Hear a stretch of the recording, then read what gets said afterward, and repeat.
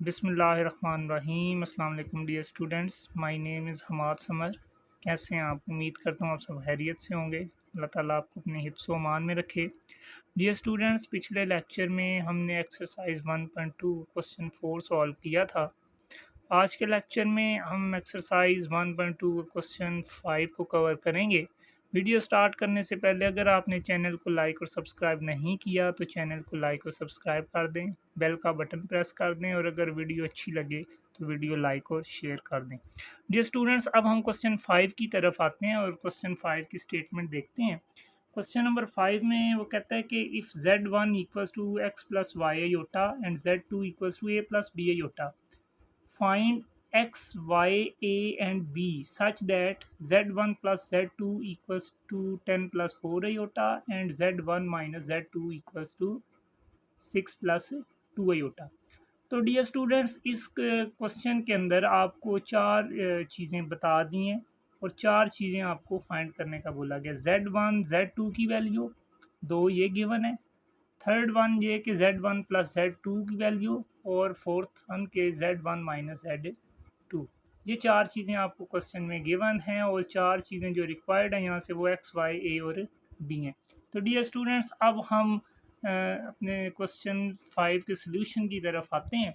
तो हम यहाँ से गिवन डाटा पहले लिख लेते हैं, जो कि z1 इक्वल है x plus Y iota, z2 equals to a plus B iota, और उसके अलावा जो हमें दो और इक्वेशंस गिवन है, z1 plus z2 equals to 10 plus 4 iota, इसको इक्वेशन 1 का नाम दे देते हैं, और z1 minus z2 equals to 6 plus 2 iota, तो इस इक्वेशन को हम इक्वेशन 2 का नाम दे देते हैं।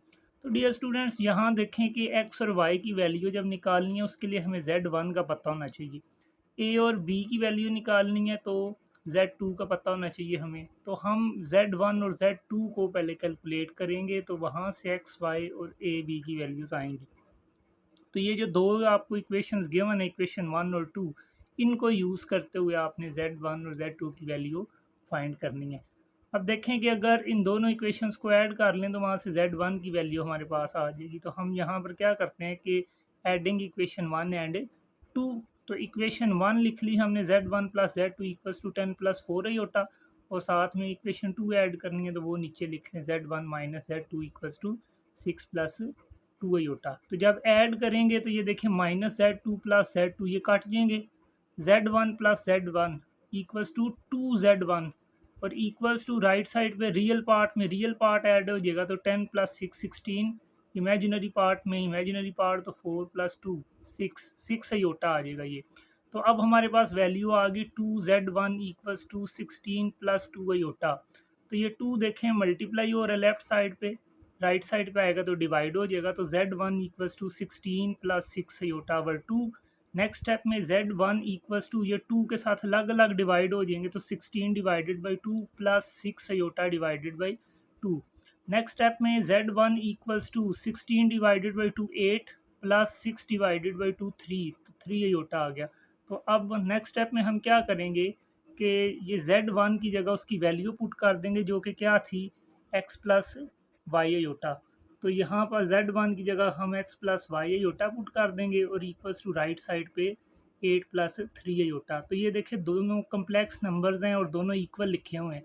तो अगर दो कम्प्लेक्स नंबर इक्वल हों तो रियल पार्ट की इक्वल होता है और इमेजिनरी पार्ट की इक्वल। तो लेफ्ट साइड पे रियल पार्ट x ये इक्वल होगा राइट साइड पे जो रियल पार्ट है 8 उसके, तो x equals to 8। Left side में जो इमेजिनरी पार्ट है y वो इक्वल होगा राइट साइड के इमेजिनरी पार्ट के, जो कि 3 है, तो y इक्वल्स टू 3। तो यहाँ से हमारे पास वैल्यू आ गई x equals to 8, y equals to 3। Students, जैसे कि इक्वेशन 1 और 2 को ऐड करके हमने z1 की वैल्यू फाइंड की और वहाँ से फिर हमने x और y की वैल्यूज़ फाइंड की, इसी तरह से अब हम इक्वेशन 1 और 2 को सब्ट्रैक्ट करते हैं और वहाँ से z2 की वैल्यू फाइंड करते हैं और वहाँ से फिर हम a और b की वैल्यूज़ फाइंड कर लेंगे। So now subtract equation 2 from 1। तो इक्वेशन 2 को इक्वेशन 1 में से आपने सब्ट्रैक्ट करना है, तो जिसमें से सब्ट्रैक्ट किया जाता है उसको पहले लिख लेते हैं। तो इक्वेशन 1 में से सब्ट्रैक्ट कर रहे हैं तो इक्वेशन 1 पहले लिख लें, z1 plus z2 equals to 10 plus 4 iota, और जो सब्ट्रैक्ट की जा रही है इक्वेशन वो नीचे लिख लेते हैं। तो इक्वेशन 2 सब्ट्रैक्ट हो रही है, वो लिख लेते हैं Z1 minus Z2 equals to 6 plus 2 iota. तो जो इक्वेशन सब्ट्रैक्ट की जा रही होती है उसके साइन भी चेंज हो जाते हैं। ये Z1 प्लस था, ये माइनस हो जाएगा। Z2 माइनस था, ये प्लस हो जाएगा। 6 प्लस था, ये माइनस हो जाएगा। 2 प्लस था, ये क्या हो जाएगा, माइनस। तो देखें Z1 माइनस Z1 कट जाएगा। Z2 plus Z2 equals to 2Z2 और इक्वल्स टू राइट साइड में देखें रियल पार्ट के साथ सॉल्व होगा तो 10 minus 6 equals to 4। Imaginary part के साथ सॉल्व होगा तो 4 iota minus 2 iota equals to plus 2 iota. तो हमारे पास ये वैल्यू आ गई 2Z2 equals to 4 plus 2 iota. तो 2 मल्टीप्लाई हो रहा है लेफ्ट साइड पे, राइट साइड पे लेके आएंगे तो डिवाइड हो जाएगा। तो Z2 equals to 4 plus 2 iota divided by 2। तो नेक्स्ट स्टेप में Z2 इक्वल्स टू, ये 2 के साथ अलग अलग डिवाइड हो जाएंगे तो 4 divided by 2 plus 2 iota divided by 2। Next step में Z2 equals to 4 divided by 2 equals to 2 plus 2 से डिवाइड हो जाएगा तो बाकी क्या बचेगा, अयोटा। अब नेक्स्ट स्टेप में क्या करेंगे कि Z2 की जगह उसकी वैल्यू लिख लेंगे, जो कि Z2 किसके बराबर था, a प्लस बी अयोटा के। तो Z2 की जगह हम लिख लेंगे उसकी value a plus B iota और इक्वल्स टू राइट साइड पे 2 प्लस अयोटा है। तो यहाँ से देखें ये दो कम्प्लेक्स नंबर्स इक्वल लिखे हुए हैं तो रियल पार्ट के इक्वल होगा, इमेजिनरी पार्ट के इक्वल।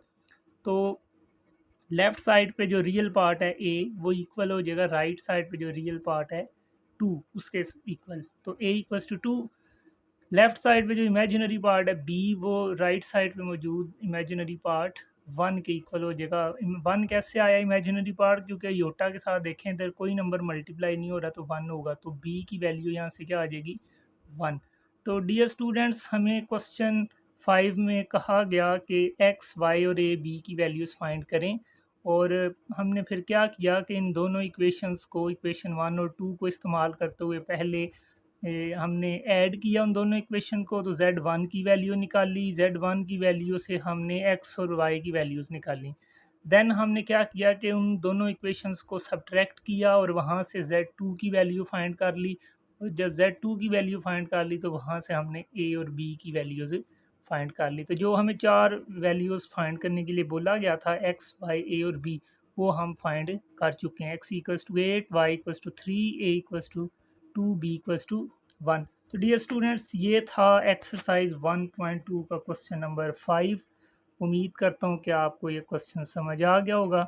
अगर किसी स्टूडेंट को किसी स्टेप में कन्फ्यूजन हो तो कमेंट सेक्शन में क्वेश्चन पूछ सकते हैं। और अगर आपको ये क्वेश्चन क्लियर है, समझ आ गया, तो वीडियो को लाइक और शेयर कर दें, चैनल को लाइक और सब्सक्राइब कर दें, बेल का बटन प्रेस कर दें। शुक्रिया।